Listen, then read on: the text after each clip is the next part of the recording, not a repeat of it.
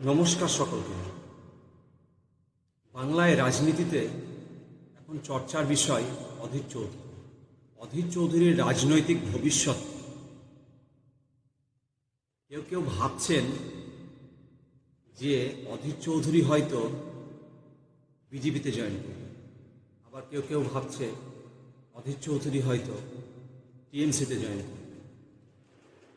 যদি তিনি বিজেপিতে জয়েন করেন তাহলে কি তিনি বিজেপির পরিবেশে নিজেকে খাপ খাইয়ে নিতে পারবেন? আবার অন্যদিকে যদি ধরে নেওয়া যাক তিনি টিএমসিতে জয়েন করেন, তাহলে সেক্ষেত্রে কি এতদিন টিএমসির বিরুদ্ধে তিনি যে কথাগুলো বলেছেন, যে লড়াই চালিয়েছেন, সেগুলো ভুলে গিয়ে সেখানে খাপ